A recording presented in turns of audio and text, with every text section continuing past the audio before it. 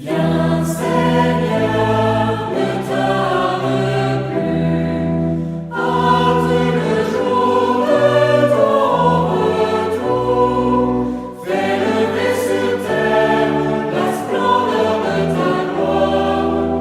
Fais lever sur terre la splendeur de ta gloire. Peut-on être un bon gouvernant sans Dieu? Bien-aimés dans le Seigneur, Dieu soit loué en tout temps. En ce samedi de la 4e semaine du temps ordinaire, année liturgique A, la première lecture nous enseigne ce qui caractérise un bon gouvernant.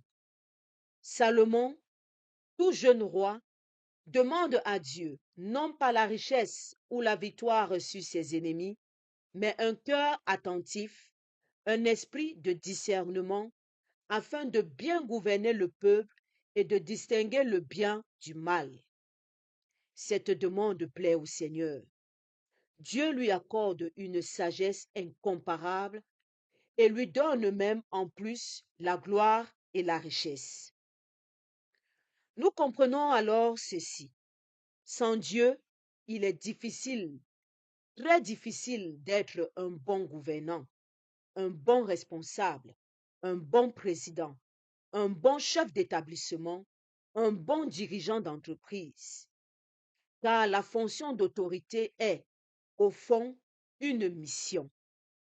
Elle ne consiste pas à se servir, mais à servir. Elle ne consiste pas à imposer sa volonté, mais à chercher le bien commun. Le gouvernant, le responsable, le dirigeant est un ministre, c'est-à-dire un serviteur. Il est comme un canal. Le bien du peuple ne vient pas d'abord de lui, mais de Dieu. Voilà pourquoi celui qui exerce une responsabilité doit rester ouvert à Dieu, nourrir une relation vivante avec lui et demeurer à l'écoute de sa sagesse. Salomon entretient cette communion avec Dieu en offrant des holocaustes, signe d'une consécration totale. Holocauste en hébreu, Ola, est une offrande entièrement brûlée. Tout monte vers Dieu. Ce geste exprime un cœur qui dit, Seigneur, tout vient de toi et je veux régner sous ton regard. C'est dans cette communion avec Dieu que le gouvernant reçoit la grâce la plus précieuse pour diriger, le discernement, l'art d'être attentif et de gouverner. Or, dans notre monde, nous voyons des dirigeants qui, après avoir reçu une responsabilité, coupent leur relation avec Dieu. Ils ne cherchent plus l'Esprit Saint, mais ils se livrent aux idoles, l'argent, l'orgueil, la domination, la peur de perdre le pouvoir. Et lorsque l'homme se sépare de Dieu, il ne devient pas neutre. Il s'expose à d'autres influences, à d'autres esprits, des logiques de ténèbres qui enferment le cœur dans l'égoïsme et qui conduisent à brimer le peuple, à le mépriser, à l'écraser, parfois même à le sacrifier pour des intérêts personnels. Bien-aimés dans le Seigneur, quelle que soit la part de responsabilité que nous portons, demandons au Seigneur la grâce du discernement, car une vie vécue seulement pour soi finit par devenir stérile. Elle se replie, elle s'assèche, elle perd sa joie. La vraie joie naît du don de soi, du service et du sacrifice fécond. C'est ce que notre Seigneur Jésus a accompli parfaitement. Il s'est donné. Il s'est tout donné jusqu'à donner sa vie. Et il nous enseigne aussi ceci. Le premier royaume à gouverner, c'est notre propre vie, nos passions, nos affections désordonnées, nos impulsions, nos ambitions. Avant de gouverner les autres, il faut apprendre à se gouverner soi-même. Et c'est précisément la grâce du discernement qui nous aide à ordonner notre vie afin qu'elle devienne un don pour le salut des autres. Prions. Père très bon, nous te rendons grâce pour ta parole qui éclaire nos chemins. Par Jésus-Christ, ton Fils, nous te demandons un cœur attentif. Apprends-nous à écouter avant de parler, à comprendre avant de juger, à chercher ton vouloir avant de chercher notre intérêt.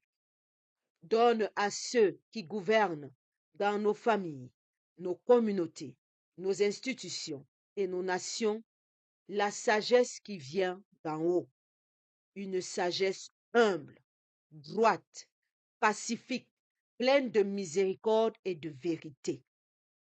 Que ton esprit fasse de nous des serviteurs et non des dominateurs. Nous te le demandons par Jésus, le Seigneur, lui qui vit et règne avec toi, en communion avec l'Esprit Saint, pour les siècles des siècles. Amen. Loué soit Jésus-Christ à jamais. Dans cette méditation, on nous parle de tous ceux et celles qui ont une responsabilité. Nous devons savoir une chose. Tous, nous avons une responsabilité. Que ce soit dans nos vies sociales, que ce soit dans la vie professionnelle, que ce soit dans nos vies privées, familiales, nous avons tous une responsabilité. Et j'aime à le dire, parce que nous sommes responsables les uns des autres. Alors tous, nous devons demander à Dieu la grâce d'être des bons gouvernants. Nous devons lui demander le discernement, l'art d'être attentif et de gouverner. Nous devons avoir un cœur ouvert à Dieu, nourrir notre relation vivante avec lui. Méditons un peu en profondeur ce que Dieu veut nous dire, l'enseignement qu'il veut nous partager aujourd'hui. Allons le chercher en communion avec lui et l'Esprit Saint. Il nous est dit qu'il est difficile de diriger sans Dieu. J'enlève le mot diriger, je le remplace. Il est difficile de vivre sans Dieu. Voilà pourquoi on nous dit dans cette méditation qu'il faut apprendre à gouverner sa propre vie. Il faut apprendre à gouverner ses passions, ses affections désordonnées, ses impulsions et ses ambitions. Quand tout va dans tous les sens dans ta vie, ça veut dire que tu diriges ta vie sans Dieu. Ça veut dire que tu vis sans Dieu. Il n'est pas possible de vivre sans Dieu. Tu dois avoir une relation vivante avec lui et demeurer à l'écoute de sa sagesse, sa parole. La parole de Dieu, c'est ça la sagesse de Dieu. C'est impossible de faire le contraire. Tu ne peux pas vivre sans lui. Alors crée-toi une relation vivante avec lui. Comment créer cette relation avec lui? On l'a déjà dit, je le répète, une vie de prière. Donc toi, qui as une vie de prière qui est comme les guirlandes de Noël, ça s'allume, ça s'éteint, ça s'allume, ça s'éteint, ça s'allume, ça s'éteint. Le carême arrive. Prends cette résolution de rectifier ta vie de prière pour qu'elle soit une vie de prière permanente tout au long de ta vie. Voilà une des résolutions que tu peux prendre pour rétablir cette relation et la rendre vivante. Arrêtez de prendre Dieu pour votre sapeur-pompier. Vous le cherchez quand votre vie est en feu.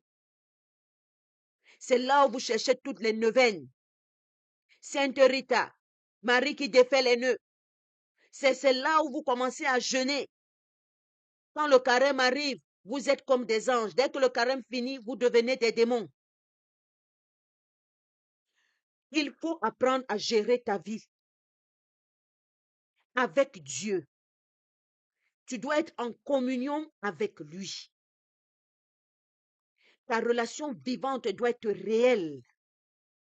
Puisque tu vis tous les jours, tu respires tous les jours, comment tu veux respirer un souffle qui ne t'appartient pas sans Dieu, qui est le souffle de ta vie? C'est normal que tu te sentes étouffé. C'est normal que tu te sentes oppressé. C'est parce que tu n'as pas encore cette relation vivante avec ton Dieu. Il est le souffle de ta vie. Tu dois avoir une relation avec lui. Restaure ta vie de prière et ta vie de méditation. Vous avez peur de cette méditation. Peut-être vous la comprenez en l'envers. Dans la méditation, c'est les temps de silence et d'écoute. Comme je le disais ce matin, il faut savoir écouter Dieu. Et notre monde devient de plus en plus bruyant, qu'on peine à écouter. Nous devons apprendre à écouter Dieu en méditant sa parole pour ce qu'elle est, la parole de Dieu. Et non pas en lisant pour arranger pour tirer la corde de notre côté. Même si ce qui est dit dans la parole de Dieu te pique, ce piquement-là, c'est l'appel à la conversion. S'il y a un verset que tu refuses de lire dans la Bible, parce que tu dis que ça affiche ta vie, et nous avons tous un verset comme ça, que quand on le lit, on se voit dans le verset. Mais on n'aime pas en parler, on refuse de méditer ça parce qu'on a honte de ce qu'on a fait. Sache que le titillement là, ce que tu ressens dans ton cœur qui te pique, qui te pèse, qui te fait avoir honte, c'est l'appel à la conversion de Jésus. Il t'appelle à te convertir. Médite sur ce verset et change. C'est ça, demeurer à l'écoute de la sagesse de Dieu. Parce que la sagesse de Dieu doit te changer. Si tu lis la parole de Dieu tous les samedis et que ta vie ne change pas, tu ne la lis pas. Tu la prends pour un roman. La Bible, ce n'est pas un roman. Voilà pourquoi j'avais refusé la définition d'une de nos sœurs, dit que c'est un récit de paroles des hommes, des écrits des hommes. Non, c'est la parole de Dieu. Même si c'est Baruch qui écrit, même si c'est, je ne sais pas qui d'autre écrit, Paul qui écrit ses lettres. Il ne s'agit pas de Paul, il ne s'agit pas de Baruch, il s'agit de la parole de Dieu. C'est la parole de Dieu qui passe à travers ses enfants, à travers Paul, à travers Baruch, à travers Luc, Matthieu et autres. Cette parole doit te changer. Si elle ne te change pas, ça veut dire que tu ne la lis pas véritablement, tu ne la médites pas en profondeur.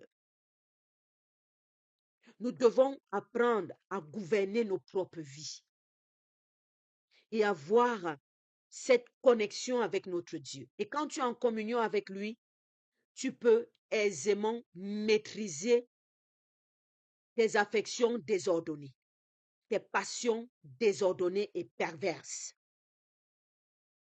Tu peux facilement y résister parce que tu es en communion avec Dieu. Tu peux avoir des ambitions, mais des ambitions tournées vers Dieu, qui glorifient ton Dieu et qui est pour le salut de tes frères, et non des ambitions égoïstes qui ne t'intéressent que toi et toi seul. Quand tu as ce type d'ambition, sache que ce n'est pas le plan de Dieu. Ainsi, ça va te permettre de prendre les décisions dans la vie. Quand tu as une décision qui n'arrange que ton affaire, il ne faut pas la prendre. Ce n'est pas une décision qui vient de Dieu. Quand tu veux prendre une décision que ça n'arrange que ton affaire ou toi, sache que ce n'est pas une décision qui vient de Dieu.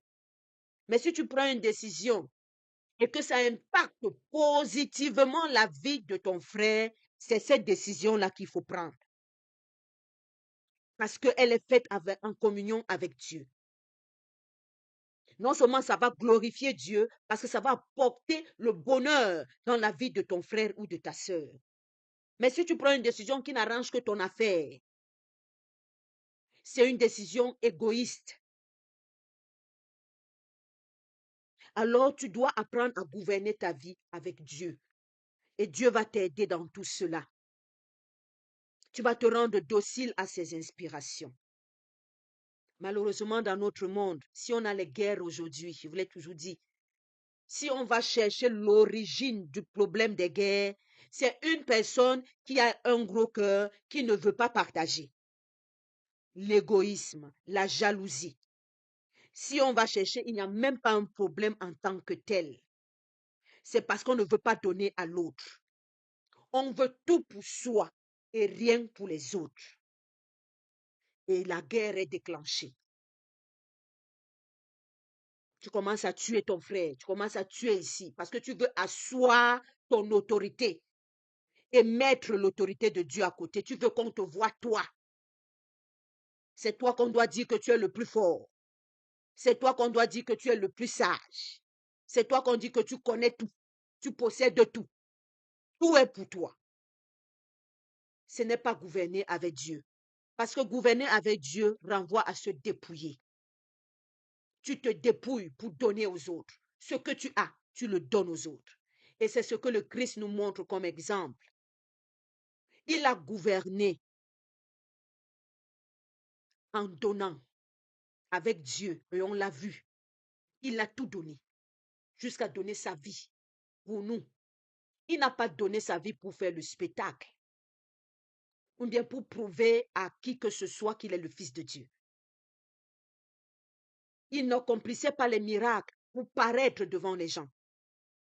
Ou bien pour faire croire à qui que ce soit qu'il a un pouvoir. Mais c'était pour asseoir l'autorité de Dieu. Pour révéler la gloire et la puissance de Dieu. Et c'est ce que nous devons faire. Donner. Pour que à travers ton geste, on puisse voir la gloire de Dieu. Tu dois t'effacer pour que la gloire de Dieu soit vue. Apprenons à gouverner en communion avec Dieu. Ça t'appelle à être le plus petit, le plus faible, le dernier. Mais avec Dieu, tu es le plus grand, le plus fort quand tu es avec Dieu.